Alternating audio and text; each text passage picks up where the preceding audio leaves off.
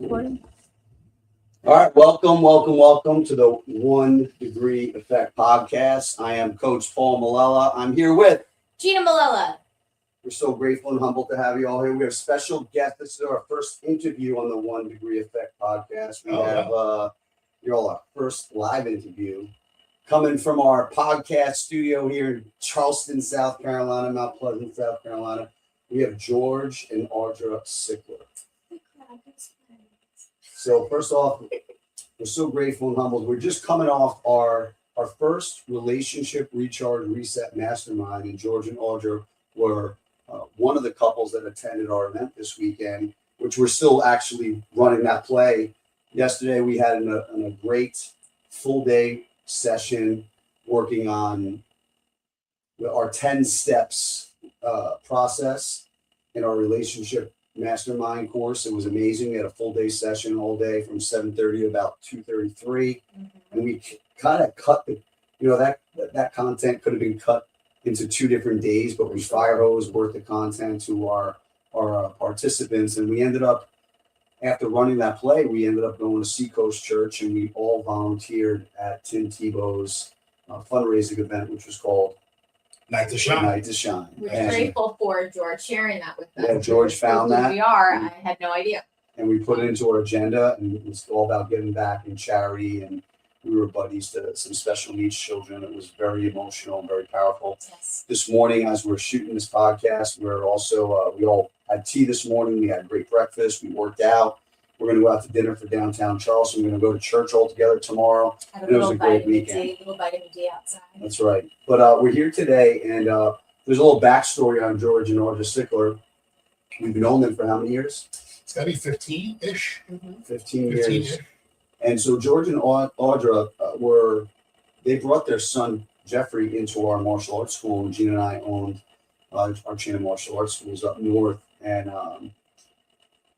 it was pretty cool because their son Jeffrey started training me. And back then I had this rule, right, of never really kind of getting close to some clients and students and families that just, kept it kind of professional.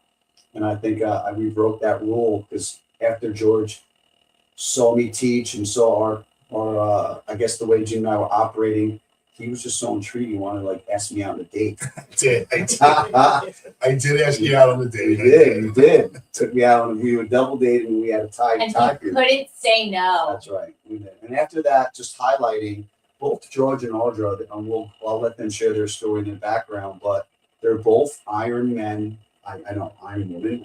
What's the term? Ironman athletes and triathlon athletes. And when about 11 or 12 years ago, when I was maybe 52, when I was going to turn 40, I decided to do an off-road triathlon. And the only issue was I didn't know how to swim. George is not patient enough to be a good coach. So Audra was my coach. She taught me how to swim at 39 years old. Talk about getting uncomfortable. And honestly, they were my coaches. They were my endurance athlete coaching. And she taught me how to swim, and they wrote up my plans and my training. And I did that off-road triathlon, but also I won a USA mountain bike national championship. And I couldn't do it without Coach Audra. So we're so grateful. And both our children, both Kiana and Jeffrey, earned their black belts together. Yep. And we spent the weekend up in Pennsylvania. So we have a long history. And obviously, we're still connected, and we're geeks, and we love all the same stuff: fitness, business, family, self-improvement, and they love to geek out on all the things that Gina and I love to geek out on. And so just for the audience, our show talks a lot about multidimensional success, constant growth, be better every day, and, in all areas, not just business and production.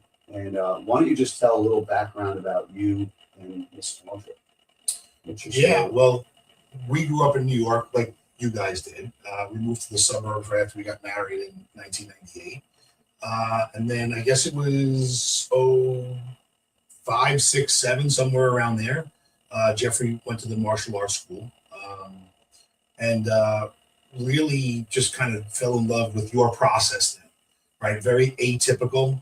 As far as that knuckle dragging type of martial arts that you and I maybe were accustomed to.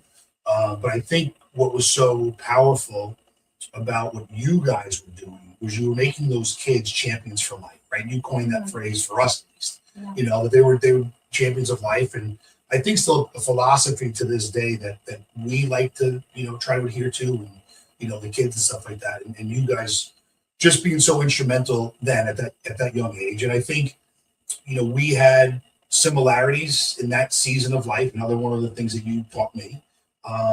You know, we were racing triathlon at the time, and you know, we were, you know, I guess kind of accomplished athletes at the time, and you were an accomplished athlete at that time, and you know, in your sport, and really just kind of had that feeling that I think we were so similar, and the kids are so similar that like we should hang out, you know. And I remember your brother saying, "What are you, crazy? You can't hang out with another family." Like that was a steadfast rule. So like I guess when the first time we went to a party at your house, it was like, "Can you believe we're at Master Modella's house?" And it was a fun party. They were great parties. They were great parties. And then, I mean, just really, I think, you know, we had always looked to you guys for that beacon of light. And I think you guys look to us a little bit, but truthfully, I look to you guys more, you know, for There's a that lot. beacon of light. So, So Gina always says that, you know, part of what we do, right, as families, is we create what?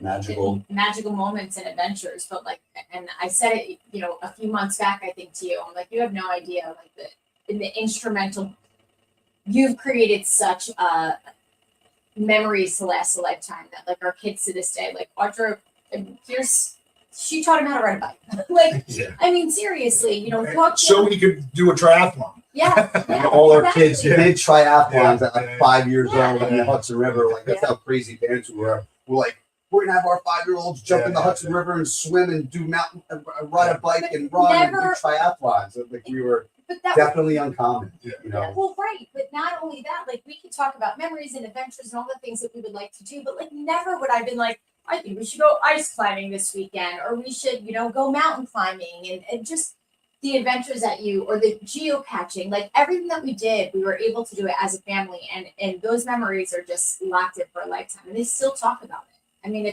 I always say like I owe so much to it because it set a standard that to me, I'm like, that should be the norm for people, and it's not common.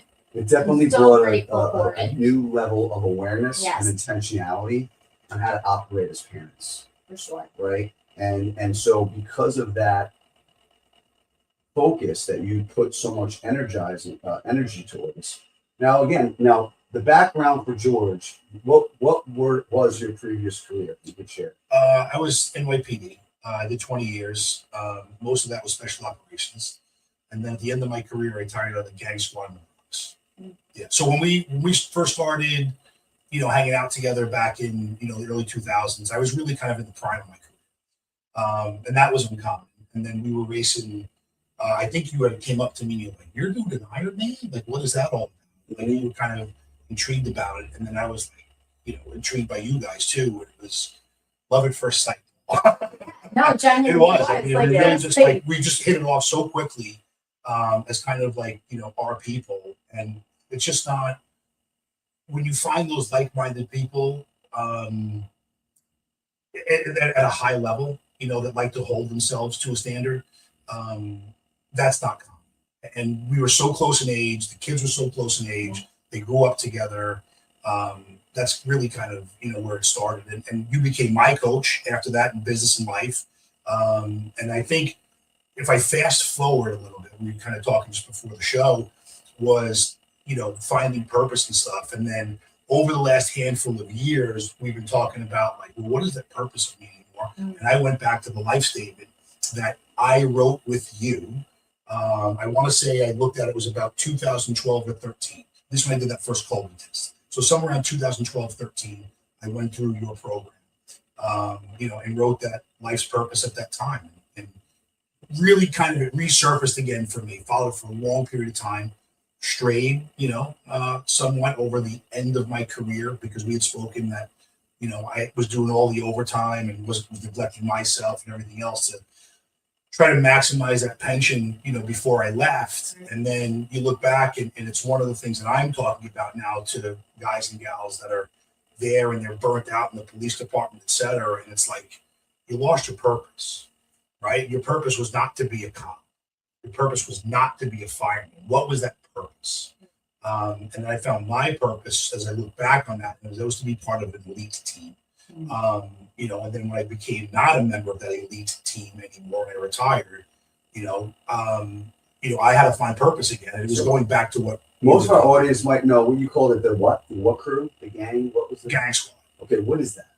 So I was in the Bronx, and what we did was targeted your typical street gangs, Bloods, Crips, Trinitarios, Latin Kings, etc. And part of the street suppression team was, we would go out, and I like to, kind of one of the sexy terms is like a jump out boy, and we would just grab somebody for something, typically a gang member in these high gang areas, and then the goal was to either get guns or drugs, and then turn them into hopefully an informant somehow, and then wake up their friends, in a couple of weeks with a search warrant with the key to the city, which was a battering ram, at 6:00 in the morning. So that was the goal. Then also, weren't you a diver? You jumped out? Yeah, I did that for 12 years. I did it for 12 years. So you jumped out of helicopters? Yeah, I spent most of my career in boats and helicopters. Mostly around New York City, but we would go down to New Jersey. We would go up to Westchester, all over the place. And if we were on the helicopter, which was kind of my favorite, we were very reactionary. So whether we were doing surface rescue, or we were doing subsurface recovery from helicopter, helocast, jump out of helicopter, and do that. Like, I know if right now there was a busy season for the guys right now. There's a whole bunch of stuff running around on Instagram and YouTube because of the ice, and people have been falling through the ice. So that was my team. So it wasn't just like, and not to downplay anyone, because Gina's brother was NYPD retired, like downplay your cop. You were a 1%. Right? You were an elite. We were a special team, and it was part of Special Operations Division. And to get onto the team, we would lose 80 or 90% of the people in the physical fitness test to try to get on. That's why when we started hanging out, I was in the prime of my career. And you were running Ironman.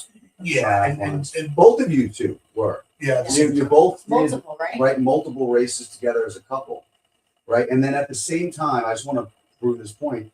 You also have a business, Yes. right? What's the business? Duty Calls. It's a pet waste management company. We started it back in 2000. 2000. So we're hitting 26 years this summer. That's right.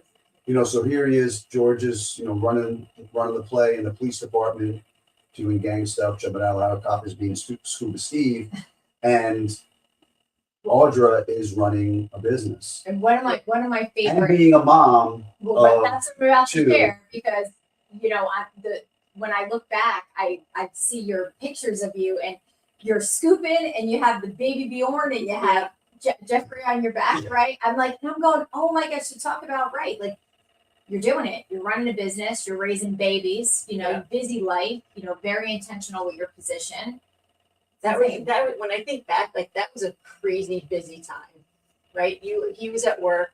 After I had Jeffrey, he was out on the lawn with me at 2 weeks old in a baby Bjorn. 6-7 days a week, 8-10 hours a day, taking a break every 2-3 hours to change a diaper, give him food, that kind of thing. Taking him out 20 times out of the car, because I would do 20-25 lawns a day. And then 2 years later, Summer, our daughter, was in a baby Bjorn, and Jeffrey was on my back. Yeah. I think about that now. If in 2026, if one of our customers saw you walking around with a kid on your front, your kid on your back, I think they would call child service. I was just thinking that. Yeah. Like, that just changed That's so in 2 funny. decades. So like Yeah. back So then, true. she was a hero, and there's moms coming out, they were affluent, and they were just really kind of like, wow, this is just incredible, and blah, blah, blah. But nowadays, I think it would have a completely different I perspective. was just thinking that, actually, because back then they used to come out and they say, listen, I have little kids and my nanny is here. Do you want me to bring your kids in the house so they can play for a little bit while you service my property? And I was like, no, it's okay. They like being outside. And I remember one of my favorite stories is being out with both kids, and there was a company out that it was a fencing company. And the guy came over and he's like, I need you to work for me. And I was like, excuse me? And he was like, I want you to work for me. Who's your boss?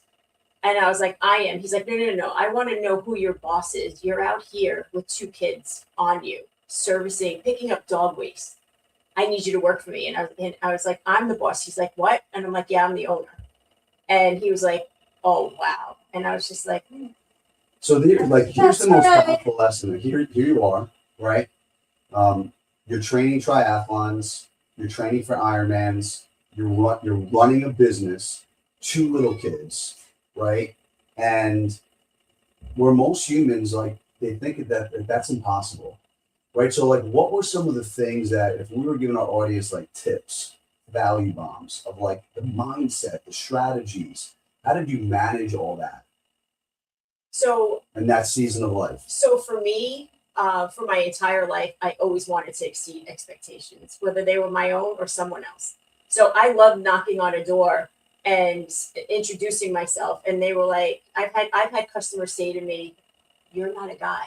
And I actually had 2 customers say to me, you're too pretty to pick up dog waste. And I loved it, not for that compliment. I loved it because I exceeded their expectations. They never expected to open the door and see a female, let alone with 2 kids, and taking care of their property. So, for me, it was the challenge. And I'm like, I need to exceed everybody's expectation. And we were just talking about it the other day. Like, I'm like, even to go into like Home Depot and getting salt for the winter, right? Like, I love when people come up to me like, oh, do you need any help? I'm like, no. And I'm like, 40-pound bag, like, flip it over the shoulder. Yeah, I may be a female, but I'm going to shop you right now, and I'm going to throw these bags in the back of a pickup truck. So for me, my mindset was always exceed expectations, and there's nothing you can't do. That's always my thing. And we spoke earlier, right? When people say, oh, I can never do that. Yes, you can. You just don't want to. So you got to change that from I don't want to versus I can. Agreed. I'm like, same. I'm like, I could do anything. So I don't think we had much of a choice. I think it was just like, I don't even think we thought it was odd at the time. Right. We just knew that was the direction we needed to go. Yeah. This is the way. That's it. Yeah. That was it. Like, this is what we have. And, we were fortunate to have a business and it was young and growing. And our goal was to grow this business. So when he retired, we had something. So like when we did this business, actually, I was also a personal trainer. So I was also doing that full time. So in the very beginning, before the kids were born, I was a personal trainer, and I did that from 5 a.m. till 2 p.m. And then after that was working on duty calls to 10, 11, sometimes midnight, coming back from wands and then doing billing and stuff like that. And then when the kids came along, I ended up leaving that other job and took over duty calls full time with the goal of having this business when he retired. Now you fast forward. Your kids are how old? Summer is 19 and Jeffrey is 21. Right. And so now you're pretty much almost empty nesters, right? Don't say Yeah, no, I'm not ready. Right. You're now I'm retired, not ready. right? I'm retired a long time. I'm retired 7 years. All right. So now where do you pivot to? Your new path. So I'm working on a lot of public speaking, and we're putting together a similar, life's purpose coaching program for first responders. And I think, when I retired, I was doing a lot of teaching. I knew I could, speak in front of a group. And we went to an event somewhere, and I watched somebody kind of talk about, some of the things that we had dealt with as first responders or military, whomever. And it was very eye-opening for me, where I said, is that the reason why I behave like that? Is that the reason why? Like, are they talking about me? And it happened so many times. And then I kind of looked back and I reflected on myself. I said, why did nobody teach us this 25 years ago? And, one of the things that I say, like breaking stigma, her and I kind of talk about that. It's kind of done to death a little bit. It still needs to happen. But like you talk about breaking stigma, and the example that I use was in September 12th of 2001. I was there for September 11th. It was over by the time I got there. I was there on September 12th, 2001. They came to, the training officer comes down to roll call, and he says, all right, yesterday was pretty awful. Nobody's ever seen that before. It's Pearl Harbor. who wants to go to the department psychologist?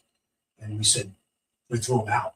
And we said, don't ever bring that up here again. Like and it was because you couldn't show a weakness to the person next to you. You couldn't be like, I don't even know how to process what happened yesterday. And then we talk about that 25 years later, and it's absurd to think about that, So like it's come a long way, but again, like kind of to go back to how I got there was being able to say, hey, I was that guy, and then I was the guy that did that, and it affected me this way. And in law enforcement, for sure, we always talk about family. Your family's the most important thing. Your family's the most important thing. But you come home, and then your family deals with the brunt of the things that you deal with. And we all gladly raised our hand to do that, knowing we were going to pay a price. But they always talked about the price. Never knew what the price was because it was never really explained. So I kind of frame that in a way now that we talk about that the first responders to say like, hey, I didn't talk about September 11th on September 12th because I didn't want to show weakness. Now I'm talking to you today about this. Am I weak to you? No. So like that's kind of one of the ways that we quote unquote break stigma, and then go on from there. So again, so much I've learned from you as my coach, and we take reframing things. We take PTSD, where people think about, post-traumatic stress disorder, and yeah, there's trauma and stress that comes out with any first responder or veteran, and we signed up for that. But what if we took that acronym and we turned it into purpose through strength and development? And purpose meaning like you got to find your purpose again. After I retired, I lost my professional purpose. But going back to the purpose that I created with you back in 2012 or 13, really kind of had me focus back in on why was I doing what I was doing. It was for my family, it was for my friends, it was for my relationship, it was for these experiences, to generate wealth, to have these experiences with friends like you, to go out and bring you something new, and then through strength and development, personal development. So that's really the program that we're going to be launching, I think, this summer. But taking it to that level where it's like, I had PTSD. I wanted it. I wanted to be there for the big one. I'd been there, done that, got the T-shirt. But yes, I knew I was going to pay a price for it. That price was never really defined. But now let's take what made us who we are and turn it into our power paradigm where, listen, I can empower myself because of what I did. I'm proud of what I did. Because again, it's uncommon. It's not everybody can raise their hand and say, yes, I will go do that. So that's where we're headed now. And then it affects families. So again, just like you and Gina, why we're so aligned, is I can't do it without her because the whole family aspect behind what we were able to go out and do, I couldn't have done it without Superwoman, realistically. I was very fortunate. I would come home from work and not have to shovel the driveway to cut the grass because she did it. And then our superpower was, what do you want to do with the kids over the next 3 days? And that's really what we did. And I think that was really our superpower was there's no way I'm going to look back, even if I died tomorrow. I wish I would have. I'm never going to say that. Yeah. That doesn't come. That's not part of our vocabulary. It's like, that was I can't believe we did whatever. Intentional. Yes. You guys were locked. You all Yes. were locked in on creating those magical moments, and literally focus in on that. Where most men, whether I don't care, you're in law enforcement. Most of my clients are financial advisors, business owners. A lot of men come back, and women come back from performing at a high level, right? Optimal level or whatever, high level. And on the weekends, they're fried. Like they're literally fried. Like they're like, I have clients who are like, I don't have any more mental and emotional energy left. And then most of the wives are like, no, just leave dad alone for a little bit, let him, whatever. And then what happens is you miss out on those opportunities, right? I remember listening to somebody talk about where the husband was working, busting his ass, doing what he's got to do. Why? We're generating money, producing revenue so we can create a great life experience for our family, but we're coming home and we're burnt out. right? We're not recharging. Maybe they don't love their career. They don't have a sense of passion or purpose. Maybe they don't have a supportive spouse that's really, working on each other's strengths. Like both Gina and Audra are like pretty much similar, which are completely opposite of me, in many ways. But what ends up happening is that dad comes home and I'll leave dad alone. He's got to rest, whatever, like that. And before you know it, it's like Cats in the Cradle song, and your son or your daughter is 17, 18, 19 years old, and now you're retired, or maybe you have the financial freedom and like you want to hang out, and the kids are like, no, I'm good. You missed that opportunity. It was never like that. And to be honest, I don't even think we discussed it when you started the police department. I remember his graduation, and we were in Madison Square Garden, and he raised his hand. He had a white glove. I literally felt like I raised my hand, and I made an oath that said, I know his job is going to be first. I know we're first. I'm first because we didn't have the kid yet. But I remember standing there and saying, I know this job is going to come first. I know there's going to be missed anniversaries. There's going to be missed Christmas. And I didn't grow up in a first responder household, but I just knew it. And I never wanted him to feel guilty going to work, because I felt because I grew up on guilt, and it's horrible. And I felt that if I had him feel guilty for going to work and missing a birthday or Valentine's Day, that would weigh on him, and that he couldn't do his job and keep himself safe. So for me, it went unspoken that I'm going to handle everything at the house, everything, whether it's changing a trash compactor, I'm like you. And it was so if he had a day off, he didn't have to spend time doing it. He also didn't have to spend the money and actually feel like he had to work overtime to cover a new thing that was breaking or something like that.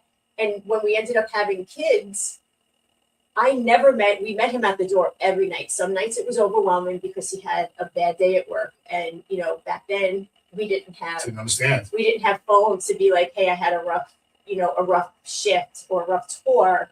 I might need 5 minutes. Like me, the kid, 2 kids and 2 dogs would literally be sitting at the front door waiting for the lights to come up the driveway, because he was gone sometimes for 3 days. Yeah. And we were so excited to see him. And then one time he said to me, he goes, it's a little overwhelming sometimes when I come home.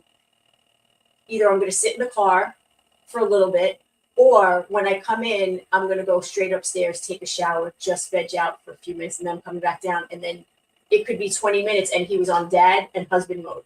It was never like he never came home and it was like, the kids have been sick. Here, they're yours. Give them a bath, put them to bed. It was never that. I never asked him to get up in the middle of the night with the kids when they were infants. His job was to come home safe every day. And if he went to work happy, healthy, rested, and nothing weighing on his mind, he was going to come home. Trophy husband. Yes. Well, I'm like teary-eyed listening to you, because I mean, different positions, clearly, based on what you did for business and whatnot, but I'm like completely aligned with, because it was just you.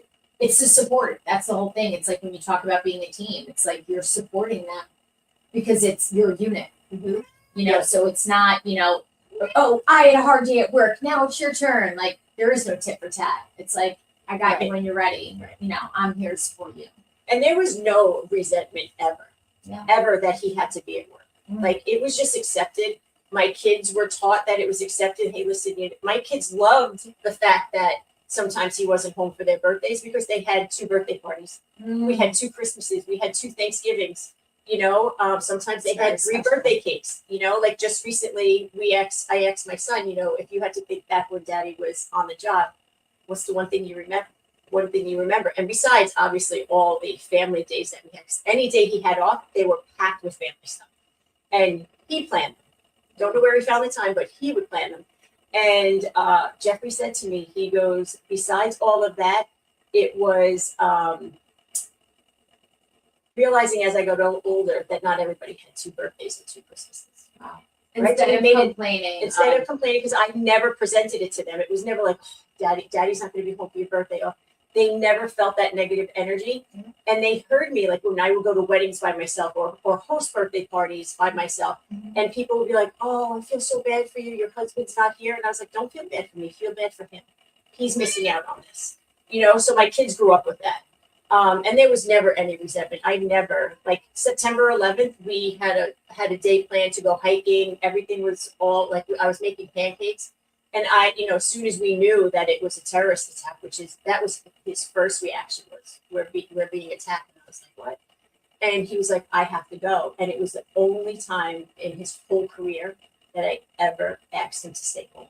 And I felt guilt for weeks until I saw, I think it was like 2020. Was that the show that was on a long time ago with Barbara Walters?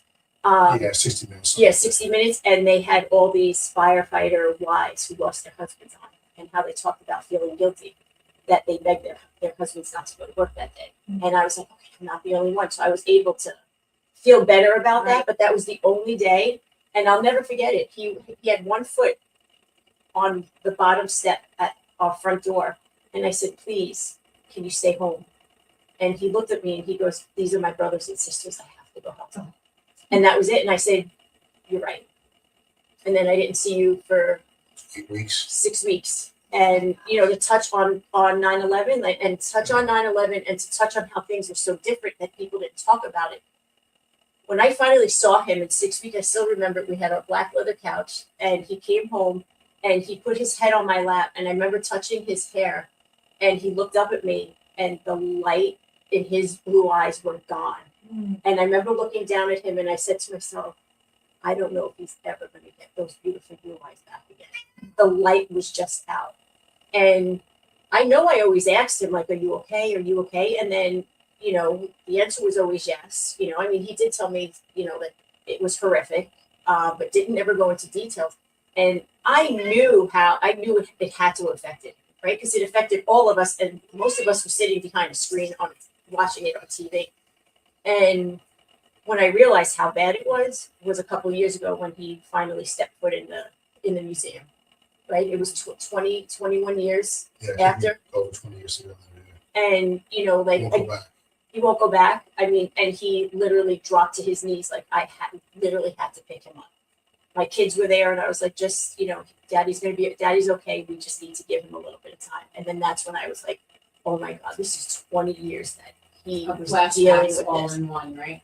So for us, I think, sharing all of this. I had it easy. Because at that time we lived in, we had just moved up to our house in Putnam. But before that, we were both firefighters in Katona.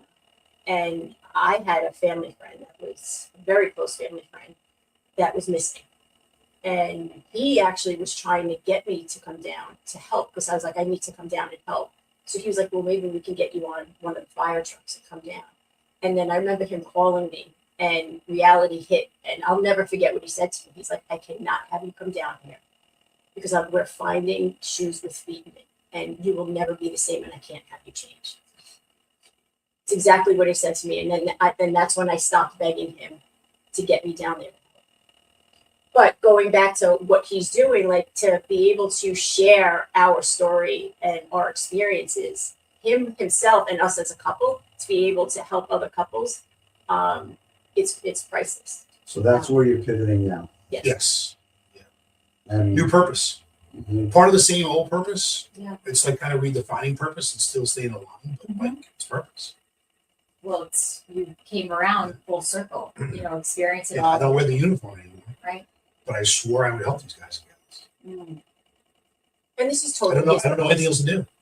This is totally his purpose. He needs this, we just had a conversation the other night, being a cop, he may want to say it's not his identity.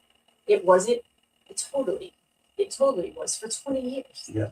20 years. That was his identity. And to step away from it, and I gave a quick example, when I raced in nationals in 2013 and 2014, that's 12 years ago. Mhm. It's hard for me when I discussed being an athlete and being a triathlete and saying, oh yeah, a handful of years ago, I raced in nationals.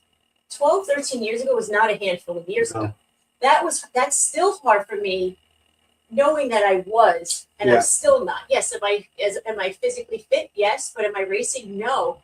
And so to know what he did for 20 years, he wasn't swimming, biking, and running. He was freaking saving people's lives and doing crazy stuff, jumping out of helicopters, and on people's worst days. And he did that for 20 years, and to step away and not be that, Not have that identity. so helping other people, I think, is totally his purpose. And so It's incredible. as a team, so I look at you all like, you know, a power couple. You work congruently with each other. You play each other's strengths.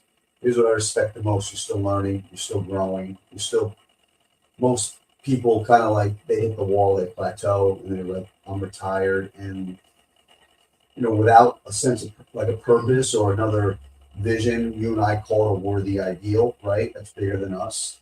And that creates a legacy and value for other people. Most people just end up drinking and lack of purpose and don't know where they're going.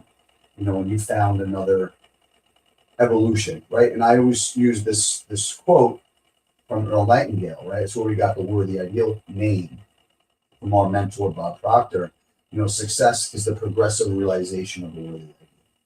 So everyone has a different definition of success, but like when you say progressive, is ongoing. Realization of these aha experiences that happen day to day of a worthy ideal. Like you understood that. I know because we did some coaching together, and you were still, you know, looking for that evolution of what's in my next play. Now, as we get older, maybe we can't run nationals, or you know, we can, you know, but because people do it, but Depends on the level that you You- want to you- succeed in, you right? acknowledge your worthy ideal. You're still both hungry. You're growing. You're educating yourself. You're not remaining complacent. But what's that driving force? What is literally driving you to grow, to improve? This weekend, you're working on your marriages. You're working on communication. We had a lot of breakthroughs yesterday, even on our session. Mhm. You know, where a lot of people don't take the time to invest in their personal development, invest in their mindset, and invest. And then Audra, yesterday when we were talking, you said mindset is everything. You know, so what was the driving forces for you, the two of you, to continue to grow, to improve, to set that standard, right? To find that burn. Well, what is it for you both? So if you go back to my special operations career and you look back at being an Ironman triathlete, which in the real world is pretty elite, I was I was average, right? And you're at that standard of other guys that are collegiate, all Americans, state champions in pick a sport. We had a state champion for it. You know, you're just surrounded by that, and you know you're trying every day to not be average. You know, you work so hard and you're average.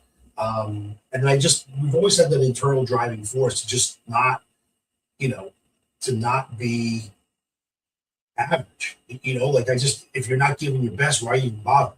I was doing one Ironman one time. I was riding next to a guy, and he says to me, I think it was my second Ironman. He says, he's telling me it's his first. We're kind of riding the bike, you know, side by side for a little bit, and he goes, "It's his first one." And I go, "Wow, it's great. How'd you end up?" You know, he goes, "Yeah, my friend was telling me, you know, we're going to do this thing. It'll be crazy. It's a half Ironman." And he goes, "Well, what's a half Ironman?" So he tells him it's, you know, 1.2, 56 and 13 miles. And he goes, "Is there a full Ironman?" He goes, "Yeah, it's double that." He goes, "Well, why don't you just do the full?" Right. And it was just like, wow, that's pretty, like, why are you going to do half when you can do the whole thing, you know, and act like the half, which is a great accomplishment, but like, only did half of it, Right. you know? So that was one of the things that we really tried to, you hit the nail on the head, right? When Jeffrey was training, you know, on his team, and he went away to one of your camps, and he came back, and we had changed his room into that USA theme. Oh, yeah, so the audience knows, what was your son training for? What when you say what's his team? So he was on the junior national luge team, and right where we are right now, it's the Olympics are going on, and he didn't make the Olympics. He retired a couple of years ago, but this would have been his time, right? His year. So he has teammates that are there, but you know, again, just really kind of that mindset, pre-framing it, like you had always said, like you pre-framed him from when he came home. He walked into that room that he was going to eat, sleep, and breathe that USA flag, that Olympic logo forever. And I was telling your brother yesterday that, you know, when he couldn't even do his first pull-up, when they were, you know, testing him on pull-ups, we said, well, how do you solve that problem?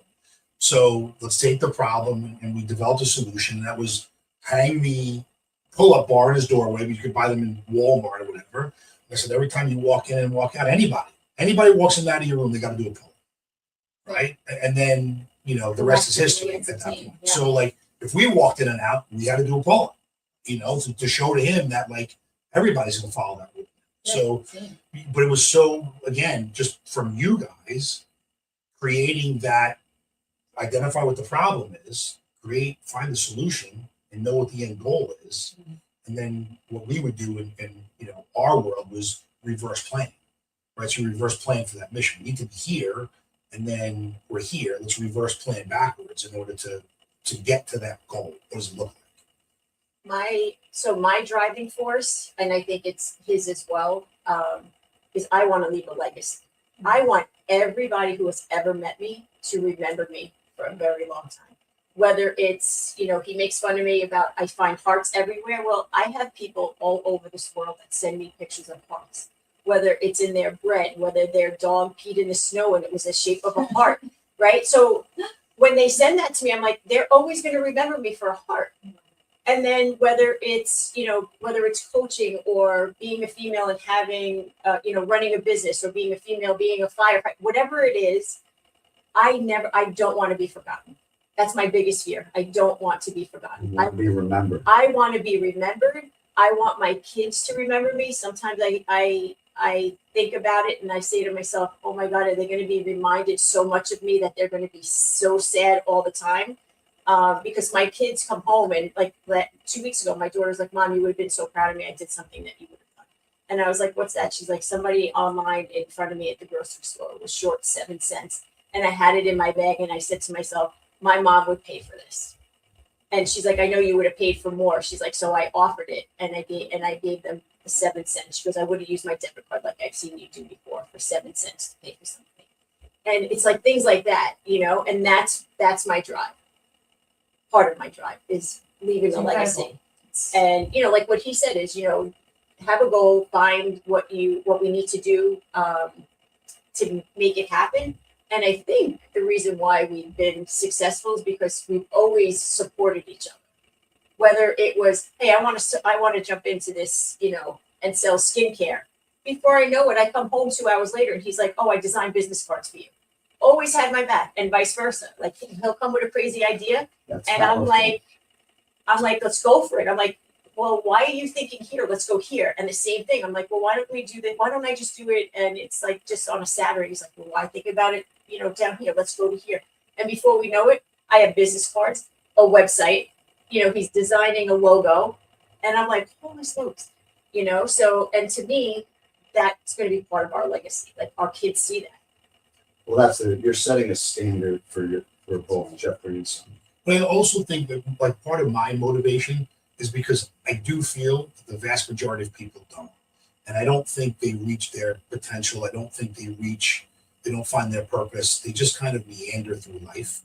And I want more than that. Like I said, I could die tomorrow, and I'm not going to sit here today and be like, I wish I would have. Yeah. Like, I think anything that we've wanted to do, we've done. And there's a lot more we want to do, but I don't think we will ever say, I wish I would have. Yeah. done whatever. Like, I don't want those what ifs. Yeah. Like, I don't want those what ifs. our kids don't have the greatest college savings plans, right? They've got a little bit. We probably could have had more, but we like to travel. The kids have been all over the world, Yeah. And it not just sightseeing. I mean, they've skied all over the world. They've scuba dived all over the world. They've mountain climbed all over the They've world. jumped out of Helicopters. Why? The kids, I used to get paid to do it. Last summer I paid $400 to let the whole family do it. Because everybody got to do it then. Like, jump out of a helicopter. She showed up. I didn't even tell her what they're doing. Jeffrey and I went down to the dive shop to just kind of sign up for some dives. And they're like, do you want to jump out of a helicopter? And I started kind of laughing. And she's like, no, we need extra people today for whatever. They're certifying the jump masters. And, so it was a great deal. And I just called her up. I said, don't ask any questions. Get your bathing suit, be downstairs in 10 minutes. That's it. They didn't even know what they were doing.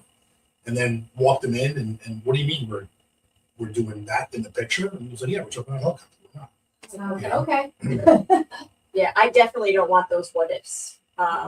regret, I think, is so difficult to live with. You know, I always felt that way, and it really was a gut punch when my mom was on her deathbed, and I knew she had regrets, and I was like, I do not want that. So even like the other night when your mom was like, oh yeah, you always do everything, you don't say no, and when you guys offered me the octopus, and I was like, never, I could never, and then I sat there and I was like, yeah, I could, like, am I gonna have a regret one day? Like, this is gonna be a memory that I'll remember moving forward. Yeah. When they do order it again, I'll be like, I had this with the Morelos. That's right. So that's powerful. You said to live with regret. I share this concept with a lot of clients is, you know, they pose a lot of questions of like, should I do this or this, you know, and we do a lot of future pacing and the coaching. A lot of the emotion that people fear, or excuse me, that they use in taking action is fear, right? Their fear of failure, fear of what would being made fun of, fear of looking stupid. There's so many different ways of that fear to take action and do things, right? But I believe what trumps fear is like what you just said. Like, would you rather face fear and persevere and do it, and or live in regret? 100%. So for me, it's like I'd much rather attack fear. And so when people like they frame it out, they're like, well, what if I fail? And I'm like, what if you succeed? What if I look stupid? What if you look amazing? So all it is about perception shifts, right? In the framework of your mind. What I've learned from being friends with you both is that you're really good at reframing to focus in on what is it you want. And like you had said, is you take action, create magical moments. You know what? If you mess up, who cares? What are you going to do? You're going to learn from it and move forward. Learn from it, move forward. Learn from it, move forward. And so that statement, I think, is a huge takeaway. You know, face your fears or live in regret. Pick your poison. Yep, I just put something in my phone the other day for a book that I started writing many, many years ago. I just picked it up and started because I want to finish it one day. And that was what I wrote basically was, I don't want any regrets. Regret lasts forever. Fear could either be 5 seconds or 2 minutes, right? Like thinking about like jumping out of the helicopter. Was I absolutely excited? Yes. Did I have a fear? I don't know if I would say fear or scared, but I had that moment. And I remember standing there, sitting there in the helicopter saying, if I don't do this, and I can't come back and do it. I will have regret for the rest of my life. And then I visualize him and my 2 kids with pictures and video of them jumping out. And how can I look at that and be so excited? And then I would be so excited for them. But then that next thought would be, I didn't do it. I wish I would have. You're never going to get that back. No. Right? So fear could be over like that, because that's how quick it was when we jumped out of the helicopter. It literally was like, okay, you're next. You're out. You really had a half a second to be like, oh my God, I don't know if I want to do this. But regret lasts forever. And I cannot. And that was pain for you. Even that thought was painful to be like, if I'm going to look back at those photos, I'm not going to be in it. What am I doing? And then that's it. So I want to add a footnote. So a lot of it has to do with my career. That I'm a very much a pessimist. And a lot of that has to do with a person with a protection mechanism. Okay? Because, you know, I've seen people on their worst day. And I spent my entire life mitigating risk. So when you have clients, it's not easy for me to change that mindset, right? When you have your clients talking about like, you know, fear of this and fear of that, like we had, I wouldn't say fear, but we had to mitigate risk in order to do that. So my default setting is to go back into protection mode and mitigate that risk. But I have to really turn up my game in order to get to your level, which I don't even know if I ever meet your level, you know, but like that positivity and that laser focus all the time, because I'm in protection mode, because I always had to be. So it's hard for me to break out of that by being a pessimist and saying like, well, we could do this, but okay, how do I mitigate that but, and then figure out what that solution is, right? So there's a little bit of a footnote to me, and it's not easy. It's not easy. So I don't want people listening to think that oh, this is just my mindset. It's something I have to work on. I continually work on to make sure that we keep moving forward rather than being stagnant. And I don't want to be stagnant. So I think I have more of a fear of being stagnant, and a fear of wishing I would have done something, or just kind of falling into, self-preservation mode and just being comfortable. Right. I think, I was thinking about it last night as we're building out our program, and it's like, we have to do something hard every day. Like, I mean, we literally went ice climbing because, climbing during the day isn't enough adrenaline. So how do I get more? Jeffrey decided, well, let's try it at night. Right. So we put on headlamps, right? It was headlamps. It was -10, at 7 o'clock at night. It's snowing out and it was great. But it's like, okay, now what's next? What's the next hurdle? What's that next barrier? But, I like the cold plunge all the time. Like, you have to be able to persevere. And if I feel for me, if I don't do something hard, at least almost daily, then I'm just like everybody else. Right. And if you could do that hard thing every day, whatever that hard thing is, then I think you can just, It's a fear of being average. Yeah, keep You moving said forward. that. Fear of being average. Yeah, that's awesome. So that was well, we're coming up on time as I'm looking at my clock. It went by really quick. Oh yeah. Real quick, just tell the audience how to get in contact you. What's the next play that you're all running with your business and courses? A lot of stages. So I'd love to come out and speak for you. You can get me at georgesichlers.com. Audra can get through there too, and she can talk about family stuff.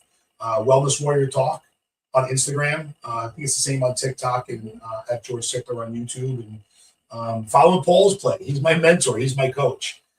So really, I look to Paul and hopefully I have an ounce of your success. But you've been a big influence for me, and that's hoping to go out there. And I do feel that every time that I do speak on stage, I know I save a life because people will reach out to me afterwards and really kind of pivotal, being able to kind of been the guy, been there, done that, got the t-shirt, talk about it, where other people are kind of, afraid to bring it up. And they're just able to kind of, whether it be a minor detail in their life they're looking to change or something that's even, worse than that. But, I just know that, I'm doing what I want to do. I love to do it. And then kind of take it to the next level. And it's like, let's put you through some development too and find your purpose. Because after you lose it, or you get ready to lose it when you retire, what are you going to do? That's powerful. I love that about the purpose, the multi-dimensional success, the magical moments for kids, but more importantly, I love the fear or the regret. There's a lot of value bombs in there. Well, we appreciate you all taking the time to run this play with us. Everyone, if you like, you subscribe, pay it forward, share it. The biggest compliment I ever receive is, like a subscribe and a share. But until next time, be better every day. Live life to the fullest. Just one degree more. Thank you. Bye. And our guest speaker today, Diamond. How long was that? 52 minutes. Wow. Cool.